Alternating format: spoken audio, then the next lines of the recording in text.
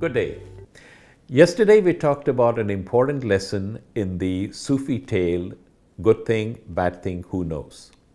Today we're going to discuss that lesson in some detail. And this is important, so pay attention. Suffering does not happen when an event occurs. Let me repeat that. Suffering does not happen when an event occurs. Suffering begins at the instant you label that event bad. Let's assume you get fired. Okay? You're now unemployed. But if you go, oh my God, I got fired. How do I meet my mortgage payments? My kid's tuition is due. My wife is going to divorce me. This is terrible. And the moment you stick the "this is terrible" label on it, suffering begins at that instant.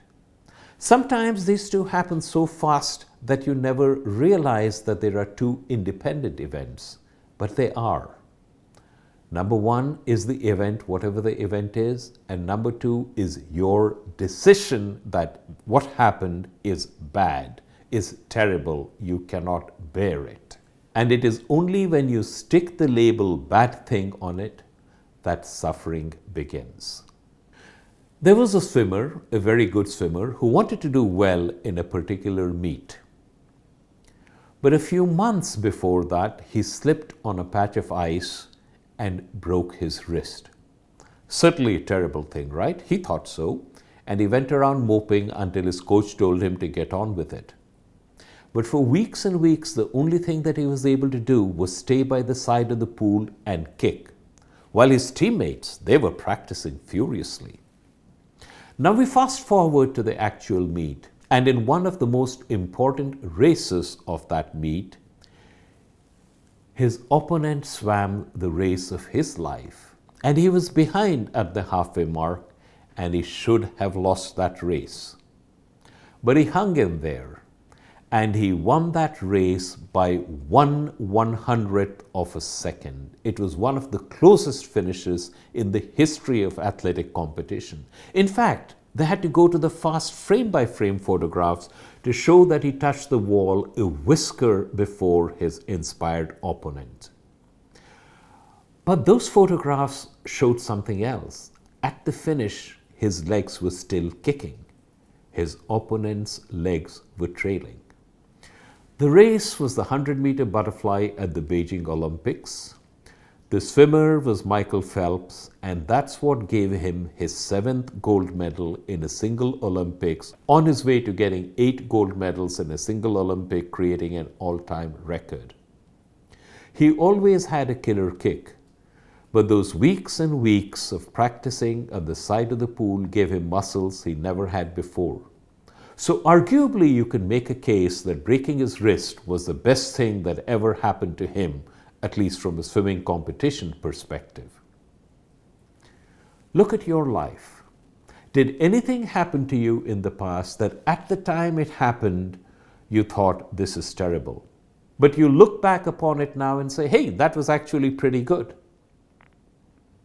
Most people can recall several such instances. So here is the next question. If something happened to you in the past that at the time it happened you thought was terrible, but you can now look back upon it and say, hey, this was actually good, is it possible? Is it just barely possible that what you are today about to label bad could sometime in the future turn out to be good? Is it possible? Just thinking along these lines will open you up to possibilities that would never have occurred to you again. And then you take the next step and ask, what is it that I can do to transform this into something good? Remember, if you don't stick a bad thing label on an event which occurs in your life, suffering never begins. Try this exercise. Is there a situation in your life that you think is bad, even terrible? Is there any conceivable way in which this could be the best thing that ever happened to you? Now go further. Is there anything that you can do to make it the best thing that ever happened to you? Just thinking along these lines will take you to a different emotional domain. And when you actually come up with an action plan to convert what you are about to label terrible as something great, the universe opens up possibilities that you would never even have thought of before. It's a very powerful exercise. Try it.